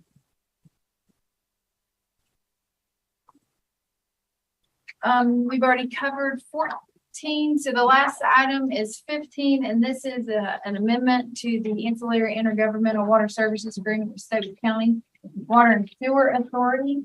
So this original agreement was executed in 1999, and Stokes County Water and Sewer Authority has requested an increase in allocation from 200,000 gallons per day to 1 million gallons per day, so that they can sell water to Walnut Cove. So this item approves an amendment to the agreement with the terms that are listed below. It extends the term limit from the year 2030 to 2050. Our model showed that we could supply this requested amount through that timeframe, 2050, without any major, any necessary changes on our side. And so, of course, it increases the allocation from 200,000 to 1 million gallons per day, limiting the sale to Walnut Cove to 800,000 gallons per day. It also currently, it reflects the current wholesale rate that's defined under the Commission's water sewer policy resolutions. And it adds some other provisions regarding water quality, pressure, and booster pumps. Basically, just getting the amendment in our today's terms, things that we need in the agreements currently. Are there no interbasin transfer concerns about this from the state or anything? Because we're sending them, that's Hall River up there. Yes, so that is correct. And Bill, you correct me if I'm wrong, but we have an allocation of interbasin transfers, and I think it's 5 million. 5.95. Yeah. And So we're this is still the below only thing that. Using that. So we got something on the Greensboro. No, we, Stokesdale, that not part of this? Yeah, Stokesdale, and we also have some customers in the Hall and Roanoke River basins, but they're very, very small, they're less than 200,000 a day. So we're not bumping 5 million, No. our quota. Yeah, so the reason that we got grandfathered for that amount was we were selling a lot of water to Greensboro. We got grandfathered for the almost 6 million to make sure that we could continue to sell water. Cool. You might want to explain what interbasin transfer. Okay, yeah. Because So it doesn't come up very often. right, yeah. So interbasin transfer, basically, if you've taken water out of a basin for drinking water purposes and you use it, and then you are putting that water back into another basin. So after it goes through the cycle where we treat it for drinking water, then people use it and it gets treated as wastewater and gets discharged back into a river basin. You don't want to take it out of one basin and put it into another basin. So that's an interbasin transfer. You try to keep everything in one basin. And so this particular entity is outside of our basin. So that's what we're talking about when we're talking about interbasin. We do have an allotment of just shy of 6 million that we can transfer between basins. And this agreement does not put us over that threshold. Question. Let me also jump in and say, I've got to go. So if we got to vote, we got to vote because we're well over. Yeah, we are. We got one more question. We're coming to it. Thanks, Alan. I got to go. Y'all Okay. have a good day. Well, can we vote or you just gotta, Yeah, I'm gonna vote. I just got a question about it. They asked me. Alan's getting ready to head out. I want to get him on the vote. That's why I'm trying to speed it along. Okay. Okay. So what I'd like to do is approve, if it's no other questions per se, in regards to no or no, yes or no on these items, I'd like to go items 1 through 15 on consent agenda. Is there any objection to that? Okay, that being the case, I guess we'll call. Move approval for items 1 through 15. Second. Chris, okay. Roll Second, call. I'm sorry. Jeremy. Commissioner Simpson Brown, Aye. Commissioner Tom Griffin, Yes. Commissioner Yvonne Hines, Yes. Commissioner Hugh Jernigan, Yes. Commissioner Dwayne Long, Yes. Commissioner Chris Parker, Agreed. Commissioner Charles Wilson, Yes. Commissioner Alan Younger. Approve. Okay, great. Unanimous vote. All items are approved. So, We got Ms. Hines back here. Yeah. She got it. time in. So, Tom, you still want to ask a question just to get some? Thanks, Alan. Hasta luego. Where is the meter point for the 200,000 we sell them back? 400 Germantown Road, 65. Yeah. Okay, I'm assuming that who did the modeling on the 800,000 gallons? HDR. I guess, so there's no pump station problems. We gotta increase, we gotta add another pump from Jacksonville, from Jackson, Mississippi. We're good, with the pumps. Yeah. We're good, But we did add a provision that if they could not maintain pressure, it's their responsibility to add a pump So But you got it at your metering point, and then from there on, it's everybody. That's correct. Okay, all right. Yeah, we added provisions. It's in writing? Yes, sir. It's in the contract, Commissioner, any diminution in water quality or pressure beyond the meter. Yeah. and- He heard you. That's that word. Do you want her, do you want her to repeat it? Just speak a little louder. Sorry, so any diminution in water quality or pressure beyond the metered point is their responsibility and it's in the contract. That's what he said. Yep. Exactly. Now you heard it, Different language. now you heard it from legal. Legal language, right? The amendment. Always have to hear from the lawyer, I do declare. Very good. Are there any other questions or any other issues about any of the items? I guess we've already talked about those. Anything else for the good of the order that we need to talk Real about? quickly, Yes. did we get an update on the Tonsville thing? On that subject, because the matter is still under investigation and because, in particular about the, medical condition of our surviving employee could be considered confidential information, confidential personnel and medical information under, et cetera. I would kind of limit comments and questions in this one in open session, but individual commissioners who want to update that doesn't involve this type of information. We didn't have a moment style. I did want to mention, you want me to mention next month offsite? Oh, yeah. Okay. So we are, Mr. Curtis and I talked about having our next month's meeting offsite. And we're working through that, but I'm hoping to have it at our Muddy Creek wastewater treatment. What did you say? At the beach. That would be nice, but I don't know if we can swing that. So at next best thing is at the Muddy Creek wastewater treatment plant.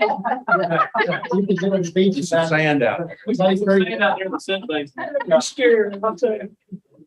I mean, so- go ahead. Yeah, I mean, the thought process was, our next quote plan was going to be sometime in March, but we thought it'd be a good opportunity for the new members just to go ahead and get out there to look at the plant and things. One of them smelly places. There you go. There you go.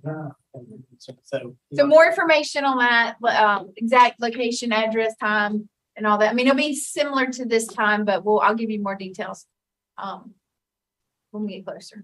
You had to listen to Frank Crump too, Yeah. He'll be ready for you. Is there anything else we need to bring for the commission to the order?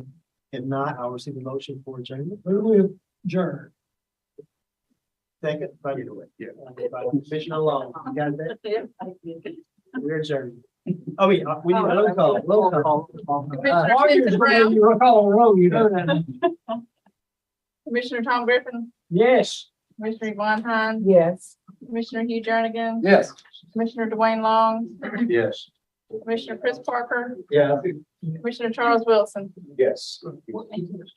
Everybody? Yep. We are adjourned.